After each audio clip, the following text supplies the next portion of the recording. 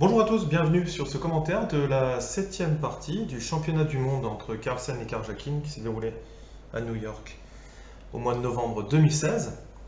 Donc, 7e partie, ici, c'est-à-dire qu'ils ont inversé les couleurs. Donc, Carlsen avait commencé avec les blancs, et donc Karjakin avait fini avec les blancs. Et à partir de la 7e, ils ont inversé, donc du coup, Karjakin doublait les blancs. Donc la partie précédente, on a eu affaire à une espagnole. Ici, Karjakin va changer et jouer D4. Je vous rappelle toujours la même chose, c'est juste un commentaire de cette partie. Si vous voulez vraiment un commentaire très fin avec des grandes variantes, etc., beaucoup plus poussées, vous pouvez les trouver sur YouTube avec des grands maîtres. Forcément, la plupart sont en anglais. Ici, on va avoir un commentaire plus simple, toujours pareil, avec un objectif, c'est celui de devenir 2000. Donc ici, Sergueï joue D4. Donc Sergueï joue rarement D4, et quasiment 10 fois plus, il joue E4 systématiquement. En plus, comme il a une très très bonne mémorisation, ça lui permet de jouer toujours le même répertoire et souvent sortir meilleur des ouvertures que ses petits camarades. D5, donc un choix solide de la part de Carlsen. Carlsen, il a les noirs, il est extrêmement fort et technique dans les finales, donc je pense qu'il veut essayer de niveler un petit peu la position pour essayer de faire jouer sa technique en finale. C4, C6. Donc ici, on a C6, sur E6, c'est le gambit de la dame décliné. Ici, quand on a D4, D5 et C4, c'est le gambit de la dame. D'accord? Alors, c'est pas un vrai gambit parce que si on reprend, les noirs ne peuvent pas s'accrocher de toute manière au pion et les blancs peuvent le récupérer. C'est moins un gambit que l'autre côté si on avait fait E4, E5 et F4, qui est le gambit du roi. Le gambit de la dame, on appelle ça plutôt un pseudo-gambit. Bon, fini pour le vocabulaire. Ici, on tombe dans la défense slave. La défense slave est un peu plus intéressante que le gambit de la dame décliné. Pourquoi? Parce que en ne jouant pas E6, on peut toujours sortir le fou au-delà de la structure de pion. Cavalier F3. Donc, ici, les blancs ont la main mise sur la case. Ils essayent d'avoir la main mise sur la case D5, donc avec le pion C et également le cavalier. Le cavalier vient renforcer la case D5 tout en se développant. E3, donc là en l'occurrence on laisse le fou derrière ce pion ici. Si on le sort ici sur G5, on a d'autres types de parties. Donc souvent il va y avoir B3, il va être sorti soit en B2, soit en A3. A6, donc là ici dans la position on retrouve E6, ici on appelle ça le triangle, un triangle de pions. Voilà, on a des variantes très intéressantes de la slave. Donc c'est souvent joué à haut niveau. On vient renforcer la case B5. Et ensuite, oui, A6, de temps en temps aussi, ça permet de sortir la tour en A7 qui vient contrôler un petit peu la 7e rangée. Ça peut être intéressant parfois en défense. Fou D3, donc un coup de développement naturel. D'accord? Mais souvent ici, quand les noirs veulent échanger, ils attendent que le fou sorte pour prendre et ensuite l'obliger à prendre. C'est-à-dire qu'il aurait joué 2 coups. Si par exemple au lieu de A6 vous aviez pris, le fou pouvait prendre ici. Donc les blancs auraient gagné un tempo. Là maintenant, si les noirs le veulent, ils peuvent reprendre. Ici, on a d'autres possibilités qui sont cavalier F3 ou dame C2. Donc A6, ici, fou D3, et là, effectivement, Carlsen vient prendre ici en C4. On a également B5 qui est possible ici dans la position, une vraie solution très très solide.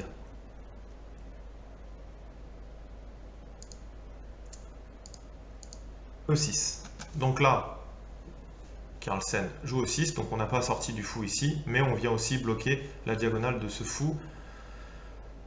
Donc un coup qui est bon. Il aurait pu encore jouer, Carlsen aurait pu encore jouer B5 ici. Cavalier F3, C5. Donc on a joué C6, la slave, ensuite on joue C5. Le but pour les noirs ici, c'est potentiellement de pouvoir laisser les blancs avec une position de pion dame isolé. Prise, prise, et on va avoir un pion ici. Le pion ici, ça fait peur à pas mal de gens, mais bon, l'important c'est de connaître les plans qui sont liés à ce pion isolé. Quand on a un pion isolé, effectivement, c'est faible, en finale ça sera faible, s'il y a eu beaucoup d'échanges de pièces, Mais tant qu'il n'y a pas eu l'échange de pièces, ici, les blancs ont une vraie dynamique pour créer une attaque sur l'aile roi. On voit bien qu'ici, les noirs ne vont pas faire grand roc, donc ils vont faire petit roc. Et la case E5 va être une case de transit pour les pièces. Ensuite, on aura potentiellement des poussées E4, le fou qui va venir, etc. F4 parfois, la dame qui peut venir sur l'aile roi assez rapidement. Donc voilà. Donc les plans respectifs, c'est une fois que les noirs ont roqué, fait petit roc, les blancs font une attaque à l'aile roi. Et les noirs essaient d'échanger le maximum de pièces pour ensuite faire que le pion en D est une faiblesse. Petit roc. Donc là, forcément, s'il y avait prise, il reprendrait du cavalier. On n'aurait pas le pion isolé pour l'instant. Donc là, maintenant, on vient B5. Les noirs viennent gagner de l'espace à l'aile dame. Fou E2. Le coup B5 permet aussi au fou de se développer sur la grande diagonale ici, la diagonale A8H1. D prend C5. Voilà, c'est ce qui est joué le plus souvent ici, pour éviter justement les positions de pions isolés. Là ici on aurait pu avoir la prise, enfin fou prend sur le cavalier, la reprise, etc. En faisant attention au fou qui reviendrait sur la grande diagonale, mais voilà. Donc ici, le problème de ça, c'est qu'on évite le pion isolé, mais du coup ici on va avoir une structure de pion symétrique, qui à ce niveau-là va souvent se solder par une nulle. Donc potentiellement une 7e nulle. Ici, on pourra avoir le fou prend ou dame prend, mais en fait, de toute façon, comme il faut empêcher les blancs de consolider par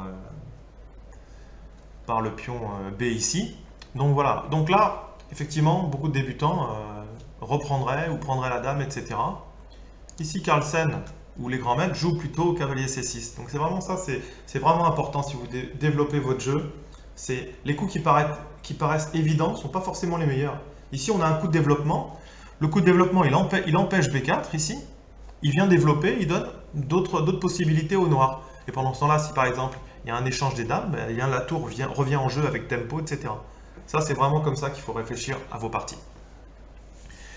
Ici, on a la position qui avait déjà été jouée, hein, donc voilà, ça c'est pas des nouveautés hein, pour ces super champions.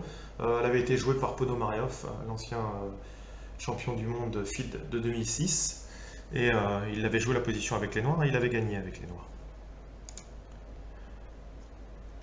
Cavalier D2, donc ça, les coups de retrait de cavalier, c'est parfois compliqué à concevoir, mais ici on vient avoir les blancs qui veulent contester ici cette grande diagonale, donc tout simplement en postant le fou en F3.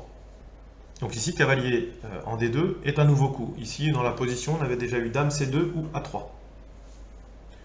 Donc A3 qui vient renouveler la menace de pousser B5 et de protéger le pion en C5. Donc là, les noirs se décident de reprendre en C5. On voit également le coup D2 tout à l'heure. Ça empêchait pour le moment la reprise des dames, voilà, si les blancs veulent garder encore un petit peu d'activité, un jeu de pièces.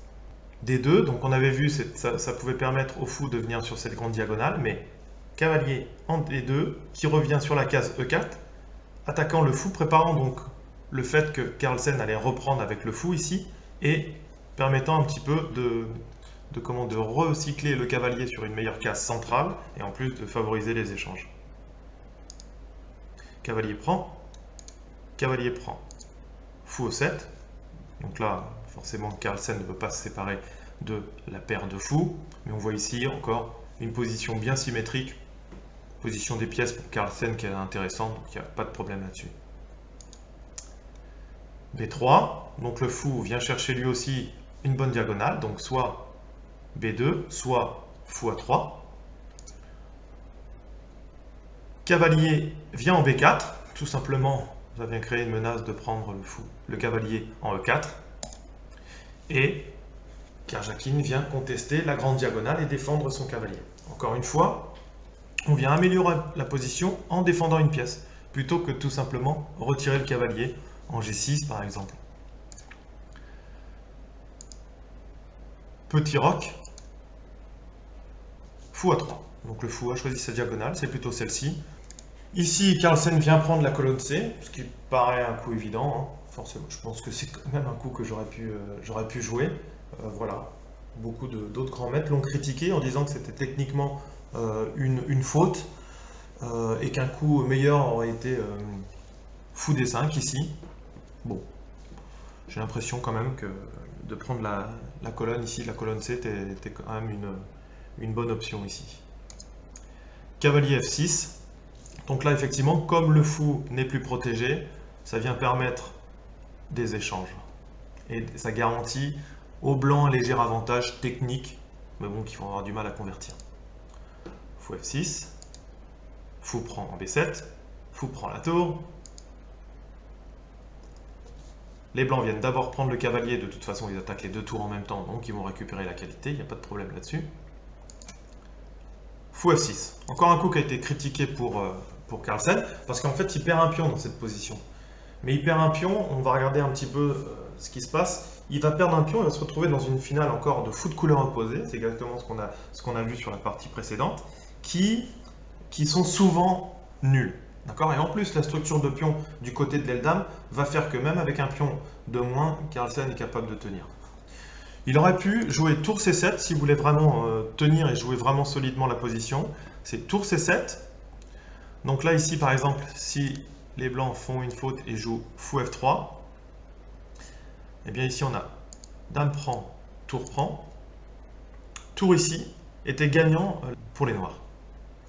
Donc, on voit que même dans les positions qui paraissent un petit peu vides, il faut toujours se méfier et l'important, c'est de réfléchir, toujours réfléchir. Mais sur dame F3 ici, au lieu de fou, on avait encore des échanges et ici, position complètement symétrique. Malgré le fait que la position des noirs c'est peut-être meilleure, de toute façon, la première rangée est à l'abri, donc il n'y a pas de problème là-dessus. Si les blancs tout d'abord venaient reprendre le pion en A6, tour D1 et tour B8, voilà, c'est assez rigolo, c'est qu'en fait le fou est piégé ici, il ne peut plus ressortir. Du coup, tour prend, et voilà, donc du coup ça gagnait la qualité, en revanche pour la qualité, il y avait deux pions. Donc ici, encore une fois, techniquement c'est gagnant pour les blancs, pour les noirs, pardon, léger avantage technique. Voilà, c'est une position que, bon, je pense que contre Carlsen, j'aurais du mal à gagner avec les noirs. Mais lui, je lui fais confiance contre Karjakin, vu sa technique en finale. Donc ici, retour, on revient sur le coup d'avant, c'est Carlsen est revenu en F6, il vient prendre la tour ici. Et voilà. On peut se dire ici, ça y est, Karjakin a gagné un pion. Cependant, on a des fous de couleur opposée. Voilà. Le pion est sur case noire. Et ensuite, ici, on a un pion. On a deux pions ici qui sont gelés par 1. Cette technique, en anglais, on l'appelle freezing. En fait, les pions sont gelés. Voilà. C'est-à-dire qu'un pion, ici, vient geler les deux. Pourquoi? Parce que vous imaginez, vous enlevez les pièces de l'échiquier ici. Si on vient pousser là, bah forcément le pion reprend et il est beaucoup plus proche de fer dame. Donc ce qui fait qu'en fait les deux pions sont repris. On fera une petite analyse d'une position juste à la fin de cette partie pour vous montrer ce qui se passe quand on fait du freezing. Donc tour C7, on vient éviter les maps sur la 8e rangée. Consolidation des positions pour les deux. Donc tour qui venait protéger le pion ici. Donc là on a quelques coups de repositionnement, centralisation du roi. Voilà. Et ensuite les pions ici qui vont se neutraliser sur le côté. Ici, sur tour C8, la nulle est accordée. Ils acceptent la nulle. Donc 7e nulle d'affilée pour ce championnat du monde. Une partie donc slave. Symétrie dans la structure de pion, donc ça sentait rapidement la nulle. Donc voilà, bon, pour Carlsen, je pense que c'était intéressant pour lui, il voulait préparer la 8e partie avec les blancs. Donc ici, le seule petite chose que les noirs ont évité, c'est fou C3. Ça paraît super parce que c'est protégé, mais en fait, à ce moment-là, eh bien, on va se créer un pion passé. Parce que s'il y a reprise ici, on vient prendre. Et ensuite, on va pouvoir défendre. Et ça va créer un pion passé. Et en plus, on a pris une pièce. Donc voilà. Donc à partir de là, on ne peut pas reprendre parce que sinon la pièce est perdue. Et du coup, on a créé un pion passé. Et là, cette finale, c'est plus du tout la même. Parce que le pion, il n'est pas gelé, justement. Et il va pouvoir continuer son chemin. Donc là, techniquement, ça serait sûrement gagnant pour les blancs. Voilà. Donc à partir du moment où, forcément, Carlsen a positionné toutes ses pions et ses pièces de manière à ce qu'elles soient toutes protégées, le roi est sur case noire, hein, bien ça c'est important aussi quand il y en a un fou de case blanche, ça évite un peu les échecs indésirables. Voilà. Donc une nulle, septième nulle dans ce championnat du monde. Donc ce qu'on va voir, juste un petit rappel sur la méthode de freezing. Donc voilà, dans une position ici, on a des pions, on a deux pions ici et deux pions ici. En fait, le freezing, par exemple, ici pour les blancs, consisterait à venir ici, juste gêner. Et on voit ici bah, que le pion ne peut plus avancer, sinon on le prend. Voilà. Et là, on se retrouve avec un pion contre un pion. Et si on regarde de l'autre côté, si on fait un freezing ici, les noirs font un freezing ici, et on a stoppé la majorité de deux pions contre un. Donc ça, c'est hyper important. On va voir une deuxième position. Donc voici sur une position, donc cette position est nulle.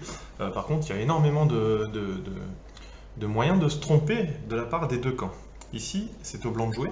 Donc si par exemple les blancs jouent G4 ici, eh bien en fait, les noirs ici viennent faire G5 et ils viennent faire du freezing, ils viennent geler les pions avec un seul qui tue les deux pions. En effet, maintenant, qu'est-ce qui se passe si les blancs jouent B3? Alors, on va voir tout de suite s'ils jouent à la place, ils jouent H4. G prend, puis on prend. Donc là, encore une fois, si les deux courent, on va voir apparaître une dame dans les deux cas. Voilà. Et là, la position sera nulle. Donc il faut vraiment en faire attention. C'est qu'au moment où on vient prendre ici, tout simplement, au lieu de jouer le pion ici, on vient ici en D6. S'il pousse G6, on vient en E7. Et les noirs défendent à la fois le pion, il empêche de faire dame, et celui-ci va faire dame, même si les blancs prennent ici. Donc là, ça serait gagné pour les noirs. Donc, les blancs sont obligés de jouer B3, le roi en B3. Et là, en fait, tout simplement, on va lâcher ce pion-là. Donc forcément, les blancs, il faut d'abord qu'ils reprennent le pion, ensuite qu'ils aillent ici. Voilà. Là, ici, les noirs doivent prendre les deux pions et ensuite amener le pion à dame. Mais encore une fois, il faut être très précis. Ici, le bon coup, c'est roi F4. Parce que s'ils vont en F3, eh bien, les blancs repoussent ici. S'ils prennent le pion, bah, il va y avoir deux dames qui apparaissent en même temps. Donc, il y aura égalité. Et si les noirs prennent ici, ici c'est match nul. Et si, qu'est-ce qu'ils peuvent faire d'autre? Oui, ce serait complètement idiot de venir ici, sinon on passerait le pion, etc. Et ce serait gagné pour les blancs. Donc il faut toujours être précis, c'est au moment ici, c'est F4. Parce que du coup, s'ils tentent ça, en fait on vient à la fois prendre et à la fois faire dame. Donc il faut être très précis. Donc là c'est la technique du pion passé éloigné qui gagne. Donc voilà, ici donc c'est pas G4 où on fait un freezing, c'est H4. Les noirs lâchent le pion ici et les blancs vont être capables de se créer un pion passé. Et voilà, tout simplement. Et la position, elle est nulle. Donc on revient ici. La possibilité, la manière de se créer un pion passé ici, c'est d'abord H4, G4. Sur G4, eh bien, les noirs ici viennent faire du freezing, deep freeze, et ensuite les pions sont gelés, et on ne peut pas gagner. Voilà. Donc ici, on retrouve la structure de pion qu'on a retrouvée dans la position finale de la position de Carlsen et de Karjakin. On rajoute par-dessus les deux tours, plus les fous de couleur opposés, fait que la position, de toute façon, elle finira par la nulle. C'est la raison pour laquelle ils ont été d'accord pour faire nul dans cette 7e partie du championnat du monde. Donc cette première ronde, 7 nuls. Donc on espère que le championnat va être bientôt lancé. Bon, des parties très intéressantes, mais toujours des nuls. Merci d'avoir suivi cette vidéo. À bientôt, travaillez bien. Le site www.chesstrainer2000.com, la chaîne YouTube, Twitter et Facebook. N'hésitez pas à liker. Merci, travaillez bien et à bientôt.